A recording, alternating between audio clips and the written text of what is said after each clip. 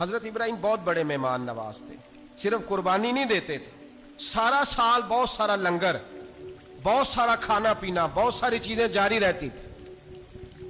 اور جتنے غریب لوگ تھے فلسطین کے، ان کو پتا تھا کہ حضرت ابراہیم علیہ السلام کا لنگر جاری ہے فلسطین میں جب آپ کا قیام تھا۔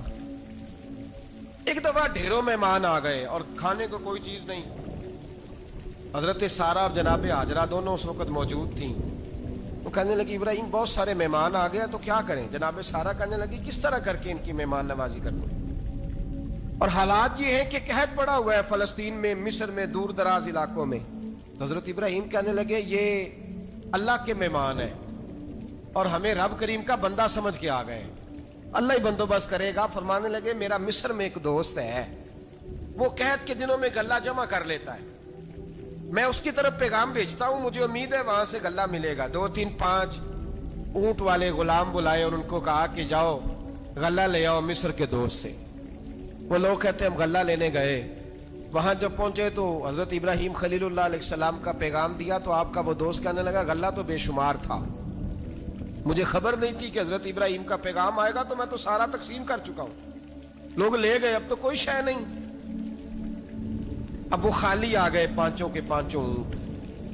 جب خالی آئے تو حضرت ابراہیم کی حویلی کی دیواریں چھوٹی چھوٹی تھیں، ان غلاموں میں سے، خادموں میں سے، آپ کے ان چاہنے والوں میں سے ایک کہنے لگا یار وہ غریب تو انتظار کر رہے ہوں گے کہ غلہ لینے گئے ہیں، ہمیں روٹی ملے گی۔ چھوٹی چھوٹی دیواریں ہیں، وہ جب دیکھیں گے نا خالی آ گئے تو انہیں تکلیف ہوگی، اس طرح کرو بوریوں میں ریت بھر لیتے ہیں، ریت بھر کے لے جاتے ہیں، بعد میں اندر رکھ کے انہیں سمجھا بہلا لیں گے یا حضرت ابراہیم کو بتائیں گے، وہ خود ہی ان لوگوں کی دل جوئی فرمائیں گے۔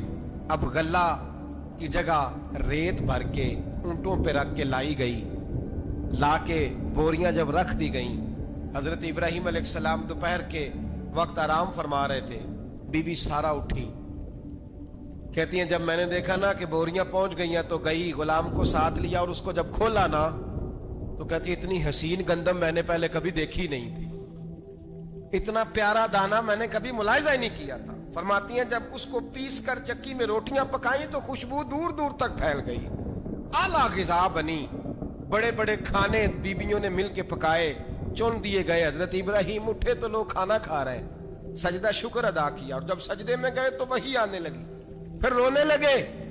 جب پلٹ کر باہر تشریف لائے تو جناب سارہ کہنے لگی ابراہیم تمہارا مصری یار بڑا اچھا ہے، اس نے اتنی اعلیٰ گندم بھیجی ہے کہ اتنی تو میں نے پیاری گندم کبھی دیکھی نہیں۔ جناب ابراہیم مسکرائے، فرمانے لگی سارہ یہ مصری یار نے نہیں بھیجی، یہ میرے عرشی یار نے بھیجی ہے، یہ میرے عرشی یار نے بھیجی ہے۔ بھائی مہمان نوازی مزاج تھا، ہاتھ لٹا دینا مزاج تھا، دوسروں کی اشک شوئی مزاج تھا۔ حضرت ابراہیم علیہ السلام کا طریقہ ہے قربانی، حضور نے ان کا طریقہ بیان کیا۔ اگر سال کے بعد قربانی دینا ان کا طریقہ ہے تو سارا سال غریبوں کو روٹی دینا بھی حضرت ابراہیم کا طریقہ ہے، سارا سال غریب کی نوکری کرنا یہ بھی حضرت ابراہیم کا طریقہ ہے، بھوکے کو کھانا کھلانا یہ بھی۔ میرے مصطفیٰ کریم سید عالم صلی اللہ علیہ وسلم سے صحابہ نے پوچھا حضور بہترین مسلمان کون ہے؟ بہترین مسلمان تو حضور نے فرمایا جو سلام لینے میں پہل کرے اور غریب کو روٹی کھلانے میں سب سے اچھا ہو، وہ بہترین مسلمان ہے، زبردست مسلمان۔ ہمارے ہاں دعوتیں ہوتی ہیں تو امیروں کی، افطاریاں ہیں تو امیروں کی، اور میرے مصطفیٰ کریم علیہ السلام نے فرمایا بدترین دعوت ہے جس میں امیر بلائے جائے غریب نہ بلائے جائے، وہ بدترین دعوت۔ حضرت ابراہیم کا طریقہ رہا ساری زندگی مہمان نوازی۔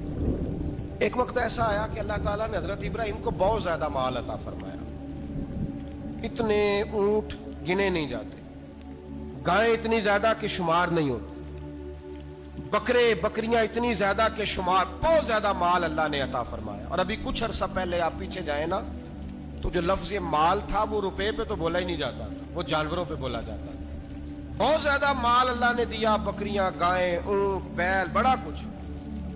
رب کریم نے فرشتوں سے فرمایا کہ واتخذ اللہ ابراہیم خلیلا، ابراہیم میرا دوست ہے۔ تو فرشتے کہنے لگے یا اللہ جسے اتنا کچھ دیا جائے اس نے دوست تو بننا ہی ہوتا ہے، تو نوازا ہی پڑا ہے، اتنا مال، اتنے کھیت کھلیان، اتنا کچھ۔ اللہ کریم نے فرمایا جاؤ آزمائش کر لو، امتحان لے لو۔ فرشتہ امتحان لینے پہنچ گیا، حضرت ابراہیم کے جانور چر رہے ہیں چراگاہ میں، حضرت ابراہیم بھی ہیں، غلام بھی ہیں، بہت بڑا ریوڑ ہے.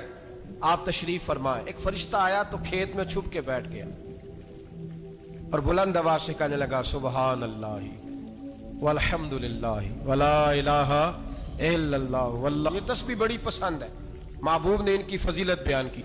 اب وہ حضرت سیدنا ابراہیم علیہ السلام کھڑے تھے تو وہ کھیت میں بیٹھ کے تسبیح پڑھنے لگا سبحان اللہ والحمد للہ ولا الہ الا اللہ. حضرت ابراہیم کہنے لگے یہ میرے رب کا نام کون لے رہا ہے؟ بڑی اس کی میٹھی آواز ہے، بڑی کون ہے؟ ڈھونڈنے لگے، گھومتے گھومتے اس کے پاس چلے گئے. فرشتہ انسانی شکل میں، تو میرے رب کا ذکر کر رہا تھا؟ اس نے کہا میں ہی کر رہا تھا. فرمانے لگے یار ایک دفعہ پھر نہیں کرتا؟ تو کہنے لگا ابراہیم پہلے تو میں اپنی مرضی سے کر رہا تھا، تو کہتا ہے تو پیسے لگیں گے، پیسے ہیں تو کر دیتا ہوں. حضرت ابراہیم کہنے لگے بول تو کیا لے گا؟ میرے اللہ کا ذکر سنانے کا کیا لے گا؟ کہنے لگا جتنی بکریاں آپ چرا رہے ہیں ساری دے دے تو میں اللہ کا ذکر سنا دیتا ہوں. آپ نے فرمایا بس جا تیری ساری ہوئی میرے رب کا ذکر سنا. اور پھر شروع ہو گیا سبحان اللہ الحمد للہ ولا الہ الا اللہ واللہ اکبر.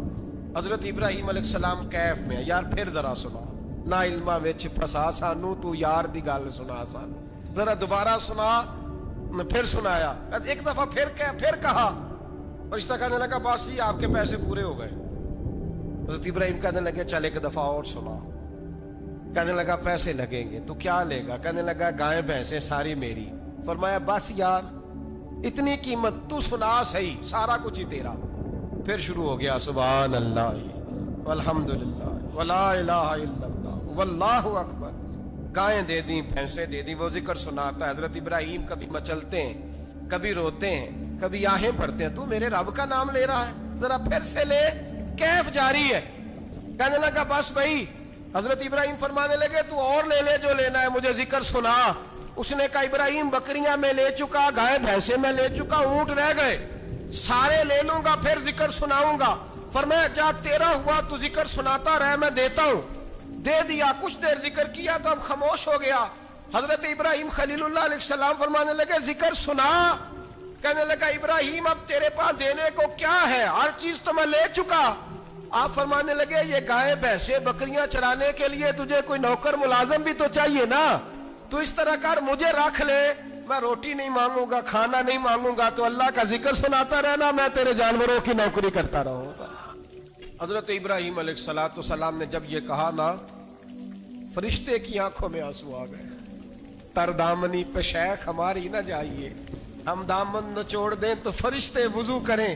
فرشتہ رو پڑا اور کہنے لگا ابراہیم مجھے سینے سے لگاؤ، آپ واقعی اس قابل ہے کہ اللہ آپ کو اپنا دوست بنائے، واقعی اس قابل ہے کہ رب آپ کو اپنا. حضرت ابراہیم علیہ السلام کا خدا سے محبت کرنے کا نرالا انداز. اور میرے بھائی یہی محبت انہیں میرے مصطفیٰ سے بھی تھی. ایک نبی گھر بنا رہا ہے، دوسرا بنوا رہا ہے. حضرت اسماعیل علیہ السلام پتھر اٹھا کے لا رہے ہیں، جناب ابراہیم بنا رہے ہیں. جب خانہ کعبہ بن گیا تو کہنے لگے ربنا وابعث فیہم رسولا، اے اللہ اب اسے بسانے کے لیے اپنا آخری رسول بھی عطا فرما. نبی پاک فرماتے ہیں میں دعا ہوں حضرت ابراہیم کی. پر حضرت ابراہیم سے رب کریم نے فرمایا چل ابراہیم کوئی چیز دے. تو کہا یا اللہ تینوں ہی تیرے نام پہ قربان کرتا ہوں، تیری ہوئی ساری، ہر شے تیری.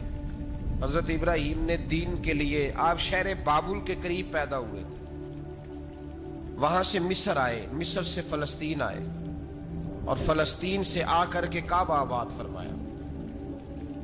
زندگی سفروں میں گزری. سفر ایک تکلیف والی چیز ہے، پر حضرت ابراہیم نے وطن چھوڑ دیا، گھر چھوڑ دیا. جان بڑی عزیز ہوتی ہے. تو حضرت ابراہیم نے جب دین کے لیے نکلے تو جد و جہد کی، گھر کے اندر بھی گھر کے باہر بھی. آپ کے والد کا نام طارق ہے، وہ توحید پرست تھے، ایماندار تھے، پرہیزگار تھے. آپ کے چچا کا نام آزر ہے، وہ بت پرست تھے، بت بیچا کرتے تھے. حضرت سیدنا ابراہیم علیہ السلام جب میدان عمل میں نکلے تو حضرت ابراہیم علیہ السلام نے اپنے گھر سے جہاد شروع کیا. لڑنا پڑا گھر کے اصولوں سے. چچا نے جو رواج بنائے ہوئے تھے اس رواج سے ٹکرائے. فرمایا میں اپنے گھر کے اندر یہ بت پرستی نہیں ہونے دیں گا. चचा को एक दफा नहीं बार बार 100 दफा समझाया। आपका चचा बुत बना के बेचा करता था। हजरत इब्राहिम अलैहिस्सलाम थोड़े बड़े हुए तो कहने लगा कि चलो मेरे साथ, तुम भी बुत बेचने हैं, हमारा कारोबार है। हजरत इब्राहिम साथ निकले तो बुत पकड़ा है, गंदे पानी के अंदर उस बुत को डुबोते हैं, कहते हैं किसी ने खरीदना है तो खरीद लो, ना ये नफा दे सकता है ना नुकसान दे सकता है, जो अपना आप नहीं बचा सकता तुम्हें क्या बचाएगा, खरीदना है तो खरीद लो। चचा कहने लगा तू कारोबार चमका रहा है कि तबाह कर रहा है। घर में बड़े मामलात खराब हुए, झगड़े हुए, लेकिन हजरत इब्राहिम अलैहिस्सलाम एक मिनट के लिए भी अपने घर के अंदर भी कंप्रोमाइज करने को तैयार। ये थोड़ा मुश्किल मैंने पहलू छेड़ दिया है, ये थोड़ा मुश्किल पहलू छेड़ दिया है। थोड़ा समझदार आदमी है पर बीवी से पर्दा नहीं करा सकता, सियाना है, पंचायत का बंदा है, जो इससे आप कहेंगे वो बात ये सुनाएगा, लेकिन कहता नहीं जी मैंने कोशिश कर ली है।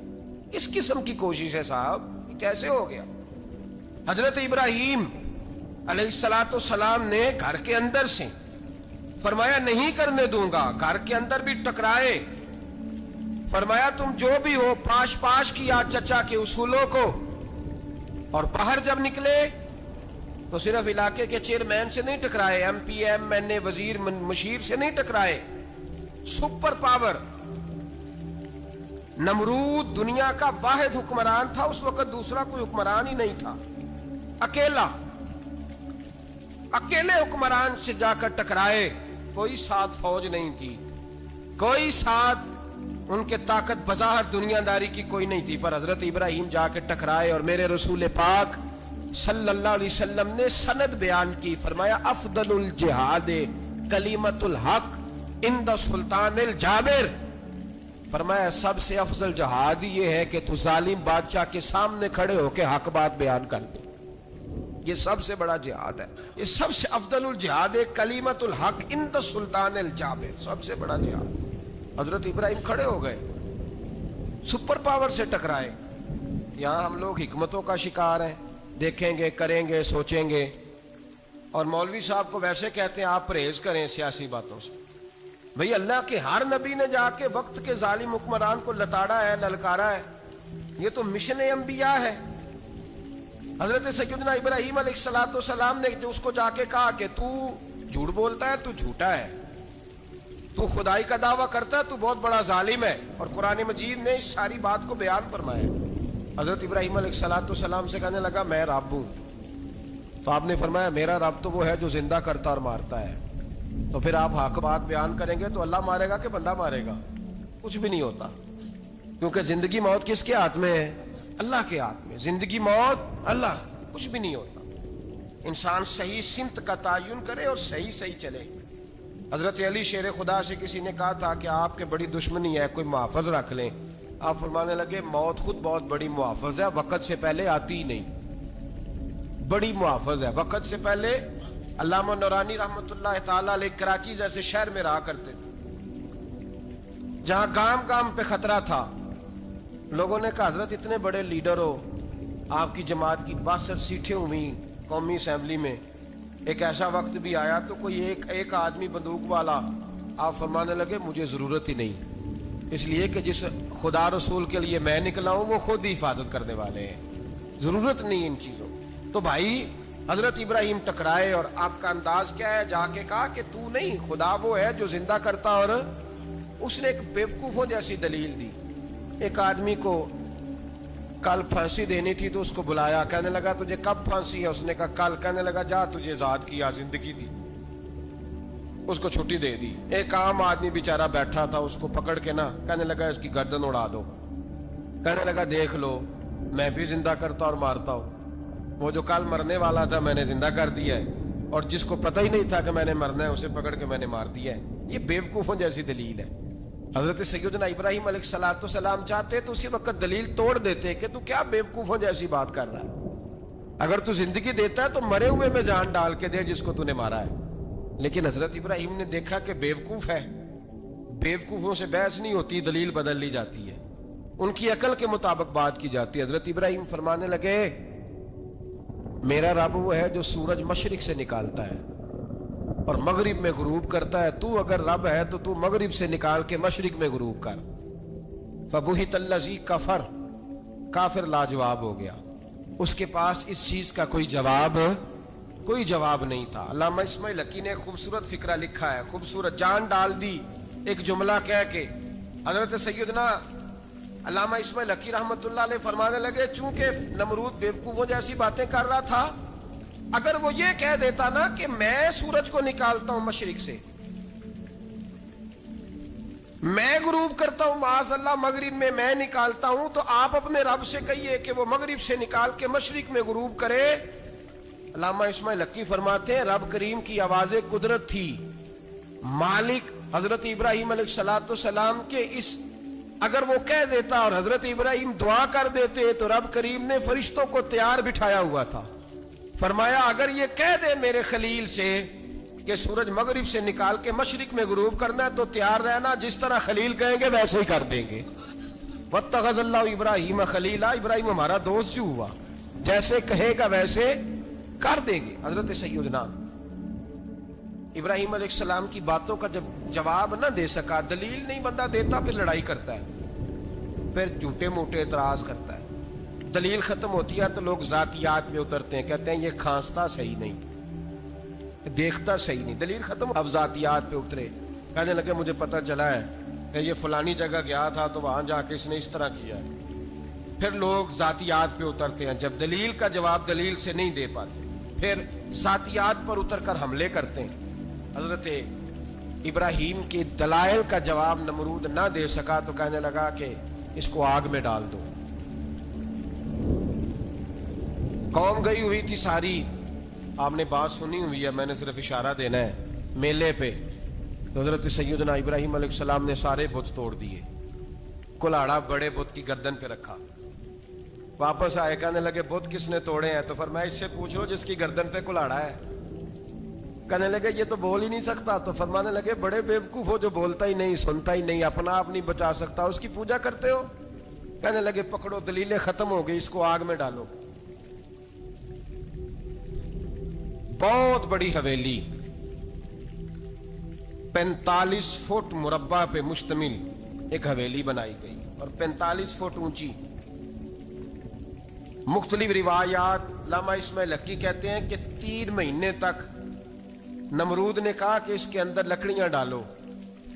لوگ پوچھنے لگے کتنی دنیا جلانی ہے؟ کہنے لگا بندہ تو ایک جلانا ہے، پر بندہ بڑا تگڑا ہے، ایک بندہ۔ 3 مہینے لکڑیاں ڈالی گئیں، اور لوگوں کی جو تہمات ہوتی ہیں نا وہ بڑی عجیب ہوتی ہیں۔ تہمات میں نے بڑی تفصیل سے رمضان المبارک میں گفتگو کی تھی، بدشگونی، تہمات لوگ لیتے ہیں، اس وقت بھی لوگ تہمات کا شکار ہو گئے، عقیدہ بگڑ جاتا ہے تو وہ عجیب و غریب باتیں کرنے لگتا ہے، تہمات کا شکار ہو گئے۔ بیبیاں نظر مانتی، میں بیمار ہوں، اگر صحیح ہو گئی تو اتنے من لکڑی دوں گی حضرت ابراہیم کی آگ جلانے کے لیے۔ ایک عورت لے کے جا رہی ہے لکڑیاں، ایک نیک دل آدمی نے اس سے پوچھا کہاں جا رہی ہو؟ کہنے لگی میں نے منت مانی تھی تو حضرت ابراہیم علیہ السلام کو معاذ اللہ جلانے کے لیے لکڑیاں لے کے جا رہی ہوں۔ تو وہ رب کریم کے بندے کہنے لگے تو ڈھونڈتی رہے گی، تجھے وہ جگہ ملے گی نہیں۔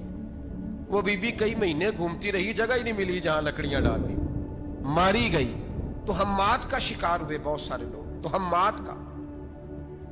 بھائی تہمات دین کے اندر منع ہے، تہمات دین میں کوئی نظر ماننا، کوئی کسی بزرگ کے مزار پہ جا کے سالے ثواب کے لیے کوئی چیز ماننا، یہ تو درست ہوا، لیکن غیر شرعی نظریں مان لینا کہ میں آگ کے گرد چکر لگاؤں گا، میں جناب وہاں جا کے یہ والا تماشا کروں گا، میں دھاگا باندھوں گا، میں رسا کاٹوں گا، میں وہاں گندے ہوں سے پانی پیوں گا، ان کی شریعت اجازت، یہ تہمات ہیں، بدشگونی ہے، دین میں ان کی کوئی گنجائش۔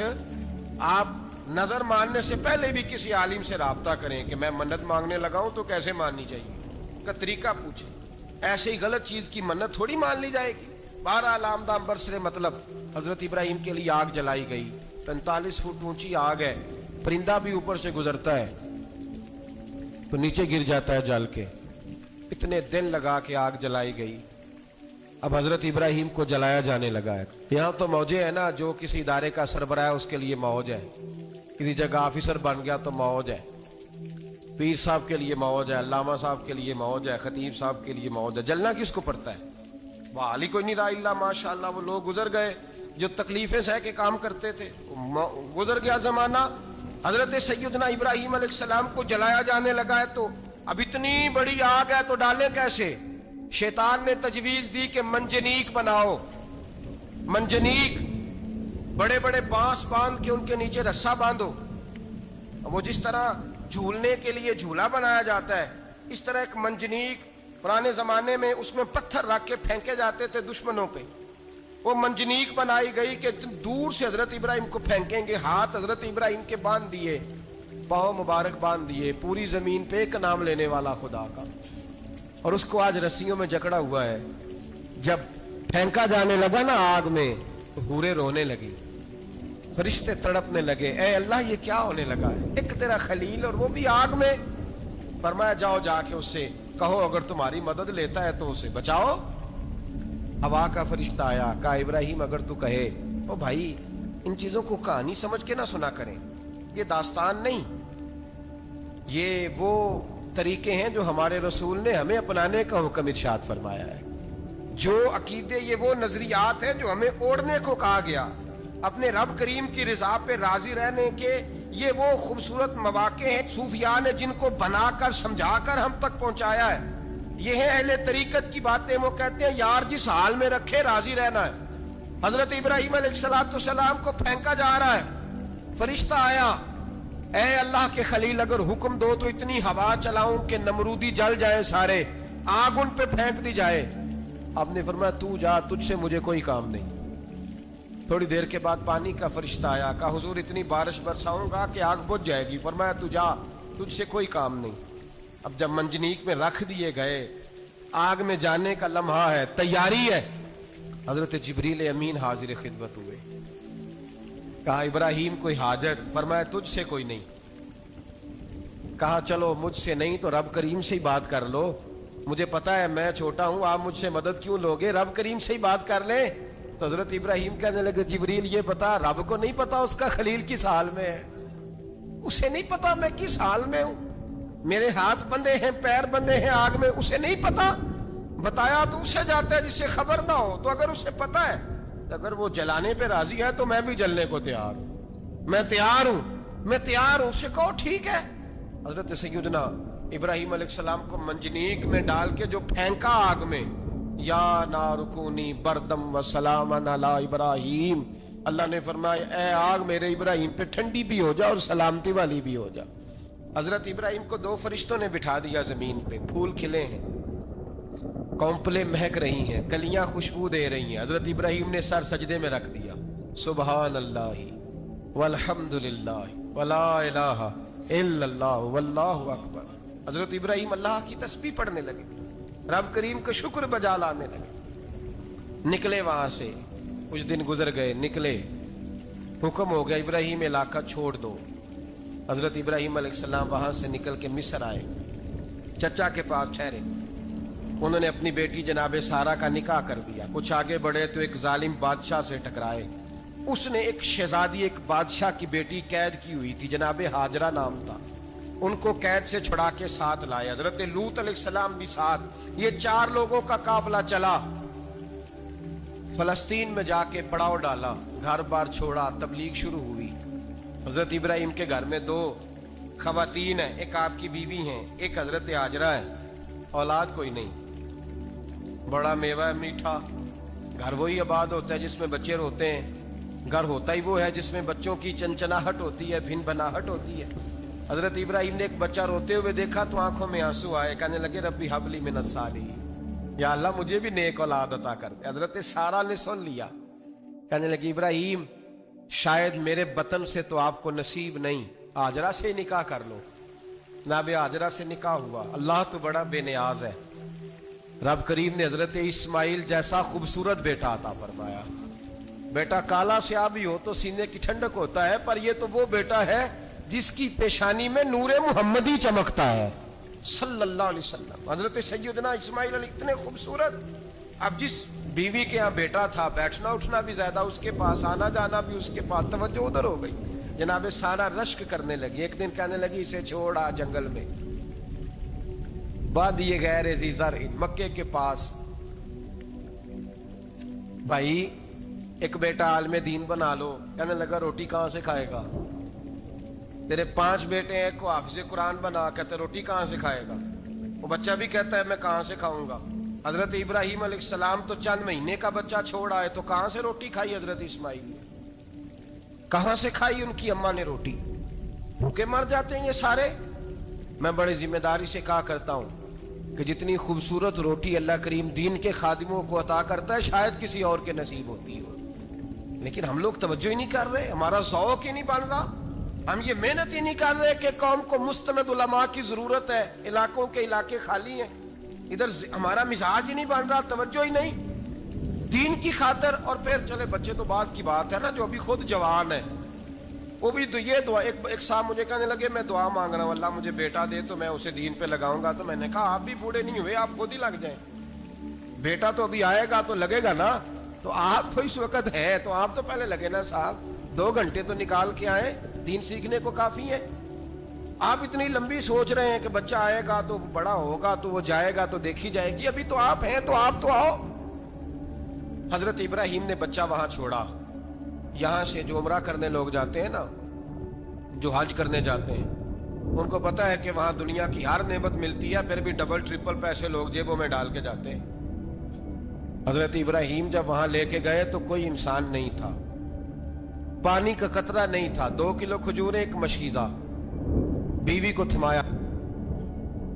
ہمارے گھر میں ہزاروں چیزیں پڑی ہیں لیکن وہ جو توکل ہے نا وہ ختم ہو گیا ہے۔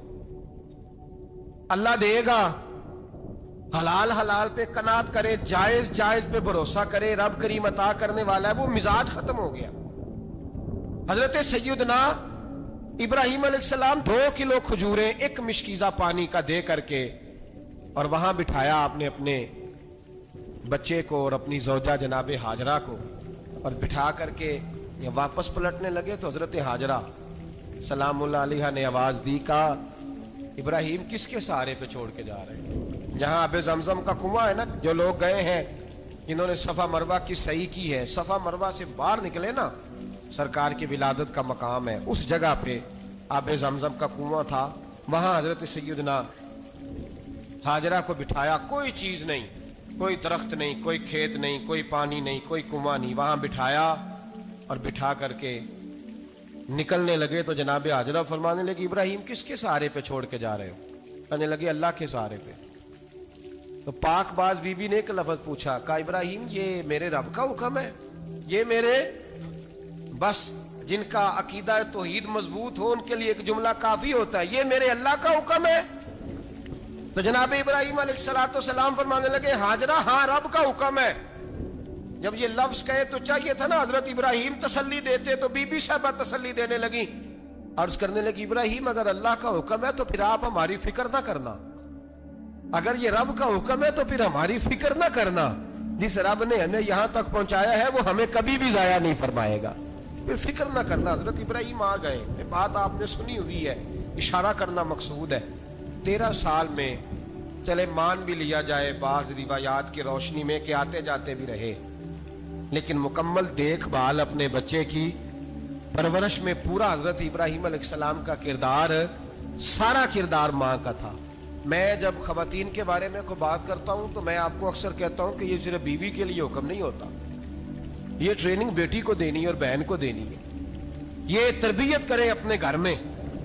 میں تجربے کی روشنی میں یہ بات عرض کیا کرتا ہوں کہ بھائی بچے باپ کے فرما بردار اس وقت ہوتے ہیں جب اماں انہیں باپ کا فرما بردار کرتی ہے، اور بچے باپ کے نافرمان بھی تب ہوتے ہیں جب اماں انہیں باپ کا۔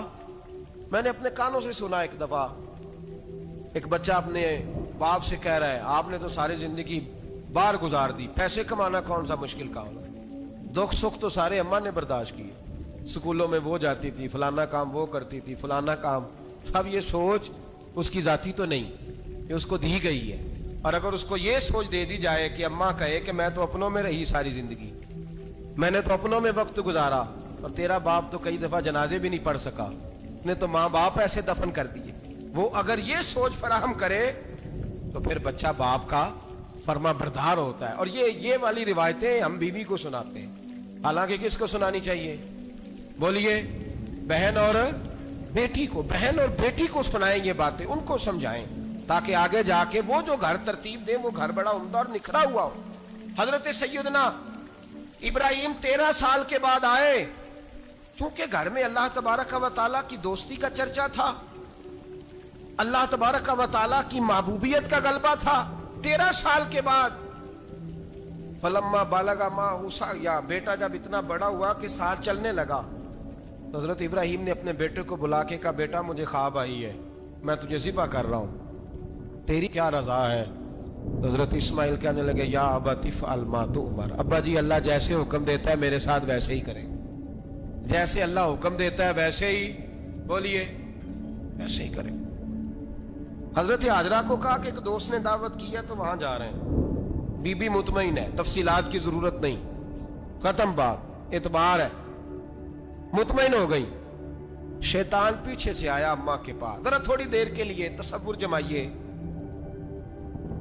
یہاں تو پڑوسن آ کے کوئی بات بتا دیتی ہے خاوند کے بارے میں تو کئی مہینے جھگڑا جاری رہتا ہے, پڑوسن محلے دار. شیطان نے آ کے بتایا لفظ کیا ہے, کہا حاجرہ تمہیں پتا ہے کہاں جا رہے ہیں؟ کہا دوست کی دعوت میں. تو کہنے لگے دوست کون ہے؟ رب کریم, اور ابراہیم کا خیال ہے کہ اس رب نے مجھے حکم دیا ہے کہ میں ذبح کروں. تو حضرت حاجرہ کہنے لگی کبھی باپ بھی بیٹے ذبح کرتے ہیں؟ شیطان کہنے لگا ان کا خیال ہے کہ ان کے رب نے حکم دیا ہے. جناب حاجرہ فرمانے لگی اگر رب نے حکم دیا تو پھر تو مجھے شیطان لگتا ہے, تو مجھے شیطان لگتا ہے. کا کیا مطلب؟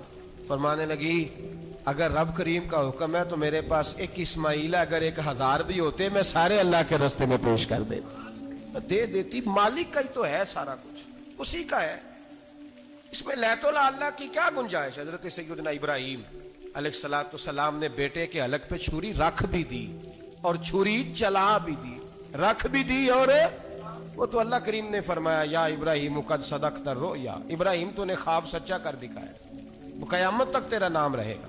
حضرت ابراہیم نے وطن بھی دیا, جان بھی دی, بیٹا بھی, اللہ کریم نے دمبے دیے, فرمایا یہ فدیہ ہے. اب یہ قربانی قیامت تک حضرت ابراہیم کے طریقے کے مطابق جاری ہے. حضرت ابراہیم بہت بڑے مہمان نواز تھے, بہت بڑے. آپ جب مصر میں قیام تھا تو بڑے بڑے لمبے چوڑے لنگر پکتے تھے, لوگ آیا جایا کرتے تھے, بڑا تفصیل کے ساتھ کھانا ہوتا تھا. مہمان نوازی آپ کی خاص صفت مبارکہ ہے. ہمارے ہاں بھی مہمان نوازی ہوتی ہے امیروں کی, بلکہ اب تو مہمان نوازی اس طرح کی ہے کہ کل تیری میرے پاس دعوت ہے اور پرسوں میری تیرے پاس ہے. وہی امیروں میں وہ چکر رہتا ہے, پارٹیاں دوست ایک دوسرے کو ڈالتے ہیں, تیری طرف پارٹی تیری طرف, اور اسی انداز میں اب یہ عید آئے گی نا ٹکا پارٹیاں ہوں گی جگہ جگہ, اور لوگ سوال پوچھنے لگے ابھی سے, کہتے ہیں قربانی کا کتنا گوشت گھر رکھنا جائز ہے, قربانی کا کتنا گوشت گھر رکھنا جائز ہے؟ سارا ہی جی, ہاں, اس لیے فریزر لے لے, فریج سے نہیں کام چلے گا, سارا ہی جہاز گھر رکھنا سارا ہی جائز ہے, رکھ لیں. او خدا کے بندے, قربانی وہ بندہ دیتا ہے جو سارا سال ہی گوشت کھاتا ہے, صحیح کہہ رہا ہوں. قربانی صاحب نصاب صاحب استطاعت بندہ دیتا ہے نا, تو وہ سارا سال ہی گوشت, تو سارا گھر میں رکھنا بھی جائز ہے, لیکن سارا دے دینا بھی. تو جو آ رہی ہے اس پہ کیوں توجہ کرتے ہو, جو دوسرا جائز ہے اس پہ کیوں نہیں عمل کرتے؟ سارا تقسیم کر دیں, بات ختم ہوئی. یقین کریں محرم میں جا کے دوست ٹیلی فون کر کے سوال پوچھتے ہیں, کہتے ہیں صاحب سنا ہے قربانی کا گوشت محرم میں کھانا جائز نہیں.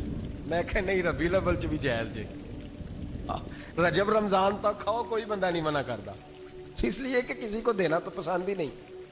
یا پھر اس میں سے جو خاص چیزیں ہیں وہ اپنی فریج میں, اور باقی جو ہے وہ دوسروں کے لیے. یہ کیا طریقہ ہے ہمارا, اور اسی پہ عمل ہے. اللہ تبارک و تعالی ہمیں سمجھنے کی توفیق عطا فرمائے. یہ قربانی حضرت ابراہیم کا طریقہ ہے. حضور نے اگرچہ نبی پاک کی اپنی سنت تھی, یہ بھی کہہ سکتے تھے سنتی و سنت ابیکم ابراہیم, میری سنت ہے اور تمہارے باپ ابراہیم کی سنت ہے. یہ نہیں فرمایا. جب صحابہ نے کہا قربانی کیا ہے, فرمایا سنت ابیکم ابراہیم, یہ تمہارے باپ ابراہیم کی سنت ہے. ہر صاحب نصاب پر قربانی واجب ہے. جو زکوٰۃ کا نصاب رکھتا ہو اس پر قربانی واجب ہے, یعنی ضروریات سے زیادہ اتنے پیسے, جتنے پیسوں سے زکوٰۃ فرض ہوتی ہے اتنے پیسے جس آدمی کے پاس कुर्बानी से पहले पहले आ जाए उस आदमी पर कुर्बानी करना वाजिब है। बकरा, छतरा, दुम्बा 1 साल का या दुम्बा 6 महीने का हो पर इतना बड़ा महसूस होता हो कि लगे कि 1 साल का है, उसकी कुर्बानी हो सकती है। जानवर में कोई ऐब नहीं होना चाहिए, इतना कमज़ोर ना हो कि ज़िबा जहाँ उसे करना है वहाँ वो चल के जा ना सके, इतना कमज़ोर जानवर ना हो, उसके अंदर बज़ाहिर कोई इतना बड़ा नक्स ना पाया जाता हो, काना ना हो, लंगड़ा ना हो, कोई उसकी हाथ ना कटे हुए हो, ऐसा नक्स जो वाज़े हो। बकरा 1 साल का, गायें और भैंस ये 2 साल की, ऊँट 5 साल का। अब इसमें यह है कि हमारे बहुत सारे दोस्त, चूँकि हम देहाती लोग हैं, तो पूछते हैं कि दोंदा नहीं है तो चौगा नहीं है, तो ये हमारी पंजाबी की इस्तिलाहात है, पंजाबी की। शरीयत इस्लामिया ने साल बताए हैं, ये तो हमने अपनी आसानी के लिए, या देहातों में जो माहौल था इस तरह का जानवर लें, खूबसूरत जानवर लें। जो निसाब है वो भी मैंने आपको बताया, लेकिन एक और पहलू भी है। नबी पाक सल्लल्लाहु अलैहि वसल्लम पे ज़कात कभी फर्ज नहीं हुई, कभी हुजूर पे ज़कात फर्ज नहीं हुई। नबी पाक सल्लल्लाहु अलैहि वसल्लम के पास इतना सरमाया कभी इकट्ठा हुआ ही नहीं कि ज़कात फर्ज हो। लेकिन नबी पाक के सहाबा फरमाते हैं कि मदीने के 10 सालों में अल्लाह के रसूल ने हर साल कुर्बानी फरमाई है, हर साल कुर्बानी दी। और जिस साल हुजूर हज करने गए उस साल अल्लाह के नबी ने 63 ऊंट ज़िबा फरमाए। और हुजूर सल्लल्लाहु अलैहि वसल्लम जब ऊंट ज़िबा करने लगते ना, तो सहाबा कहते हैं ऊंट खुद दौड़ के हुजूर के सामने आके लेट जाता और नबी पाक उसे ज़िबा करते और फरमाते हैं एक दूसरे को धक्के देते ऊंट के, पहले मैंने जाना है ज़िबा होने के लिए, पहले मैंने। उन्हें पता था कि जो मुस्तफ़ा के हाथों ज़िबा होगा वो तो दायमी जिंदगी पा जाएगा, यहां भी वहां भी जिंदा। 63 ऊंट ज़िबा किए। एक ऊंट में कितनी कुर्बानियां होती हैं? 7। अब 63 को 7 से ज़रब दोगे तो कितनी बनेगी? और फिर नबी पाक सल्लल्लाहु अलैहि वसल्लम ने 10 साल मदीना मुनव्वरा में कुर्बानी दी, हर साल। अब वो 63 ऊंट, एक ऊंट में 7 कुर्बानियां, हर साल यहाँ कुर्बानी। और मौला अली शेर खुदा फरमाते हैं नबी पाक 2 कुर्बानियां देते। मैंने कहा हुजूर 2 जानवर ज़िबा कर रहे हैं आप, तो हुजूर ने फरमाया एक मेरी तरफ से, एक मेरी उम्मत की तरफ से, गरीबों की तरफ से। और हजरत अली को हुजूर ने वसीयत फरमाई तू 2 दिया करेगा। या रसूल अल्लाह सल्लल्लाहु अलैहि वसल्लम मैं गुलाम हूँ, खादिम हूँ। हुजूर ने फरमाया अली एक तूने अपनी देनी है, एक मेरी तरफ से देनी है। 2 कुर्बानियां। मौला अली ने भी सारी जिंदगी 2 कुर्बानियां दी। हजरत अली भी माल के निसाब नहीं थे, अपना मकान ही नहीं था, कोई कारोबार नहीं था, कई दिन फाके रहते थे, पर कुर्बानियां कितनी देते थे? 2। हमारे पास वैसे अगर ससुराल में, मेके में, कजनों में कुछ शादी हो जाए तो 50-60 हजार का खर्चा बराबर है, वो पक्का है। और कुर्बानी की बारी गरीब हो गए, सारे गरीब हो गए। कहते नहीं यहाँ मुश्किल है। ओ खुदा के बंदे, अल्लाह के साथ तिजारत कर, उसके रास्ते में 1 देगा, रब तुझे 70 गुना इजाफा के साथ अता फरमाएगा। कुर्बानी माल के निसाब पे है। कोशिश किया करें कि अल्लाह के रास्ते में जब देना हो फिर लैतुल अल्लाह से बचें, खूबसूरत जानवर लाएं। जिनको अल्लाह ने तौफीक दी है उनके लिए नसीहत है, जिनको अल्लाह ने तौफीक दी। मैंने अपने हजरत साहब को देखा है, वो कहते थे कई जानवर अल्लाह ने बड़ा नवाजा है। कहते एक मेरा है, एक मेरे माँ का, एक मेरे बाप का है, एक मेरे फलां उस्ताद साहब का, एक मेरे पीर साहब का है। ये जानवर गौसे आदम जिलानी का नाम का दे रहा हूँ। और फिर एक बड़ा खूबसूरत जानवर बंधा होता और हजरत खुद उनको चारा डाल रहे होते। तो हुजूर ये क्या है? फरमाने लगे ये मैं रसूलुल्लाह के नाम पे कुर्बान करूँ, ये नबी पाक के नाम पर कुर्बान किया जाएगा। जिनको अल्लाह ने हैसियत दी है वो कोशिश करें अपने महबूब की तरफ से भी कुर्बानी करें, नबी पाक के नाम की कुर्बानी दे। खूबसूरत सा जानवर प्यारा, फिर उसकी खिदमत हो, फिर उसकी कुर्बानी दी जाए और नबी पाक के नाम पर कुर्बानी दी जाए। हुजूर ने खुद वसीयत फरमाई हजरत अबू बकर सिद्दीक को, कुर्बानी बड़ा हसीन अमल है। और मेरे नबी पाक सल्लल्लाहु अलैहि वसल्लम ने नाराजगी भी फरमाई, जरा खूगर हमद से थोड़ा सा गिला भी सुन ले। मेरे हबीब ने फरमाया जो ताकत के बावजूद कुर्बानी ना करे वो हमारी ईदगाह में ईद की नमाज पढ़ने ना आए, वो ना आए। और या रसूलल्लाह जो करेगा, फरमाया कुर्बानी के जानवर का खून का कतरा बाद में जमीन पे गिरेगा, अल्लाह उसके सारे गुनाह पहले माफ फरमा देगा, अल्लाह उसके सारे गुनाहों को बख्शेगा। कुर्बानी करें, खूबसूरत अंदाज में करें, अल्लाह की रिजा के लिए। बुजुर्गों ने लिखा है 3 हिस्से करो गोश्त के, एक घर में रखो, एक रिश्तेदारों में बांटो, पड़ोसियों में बांटो, और तीसरा फकत गरीबों को दो। لیکن میں اکثر یہ سوچتا ہوں کہ ہمارے ہاں قربانی کرتا ہی وہ ہے جن کے گھر میں ہر جمعرات کو چھوٹا گوشت پکتا ہے، اور جن کے گھر میں ہفتے میں 3 دفعہ مرغی کا گوشت پکتا ہے، وہی تو قربانی دینے کے قابل ہوتے ہیں۔ تو وہ بھی اگر قربانی کے بکرے میں سے بھی تیسرا رکھنا چاہیں تو اجازت تو ہے، میں نے کہا سارا رکھنے کی بھی اجازت ہے، لیکن اگر آپ مہربانی کریں، کوشش کریں کہ یار ہم تو سارا سال ہی کھاتے ہیں، اور ہمارے یہاں جو گوشت تقسیم ہوتا ہے نا وہ بھی باری لگی ہوئی ہے، ادھر سے پلیٹ آئی تھی گوشت کی تو ادھر سے بھر کے چلی گئی، بھئی اس نے کی ہے، اس کو بار بار گوشت دینے کا کیا مطلب ہے؟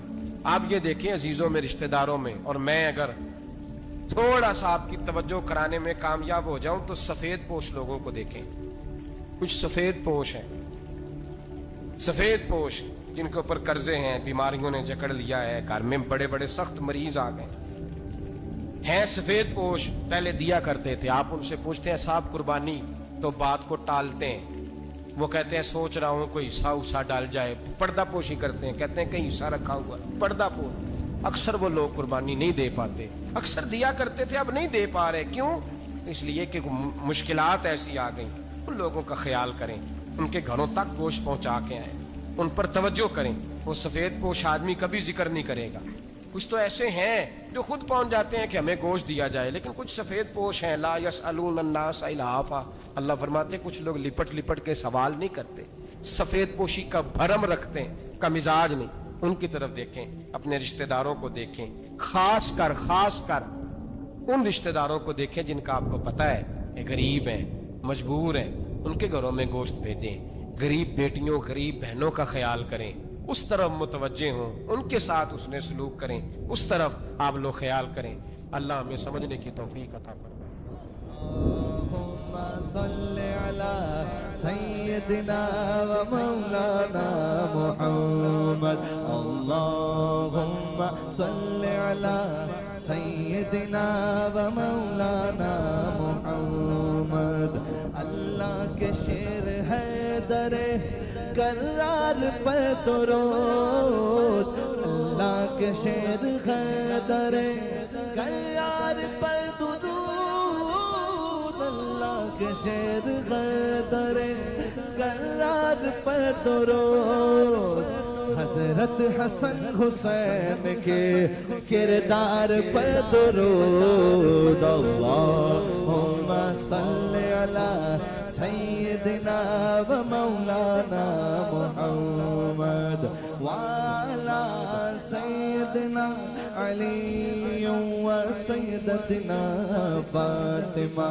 و سیدتنا زینب و سیدنا حسن و سیدنا حسین وعلی آلہ وصحبہ وبارک وسلم۔ زینب کی بارگاہ میں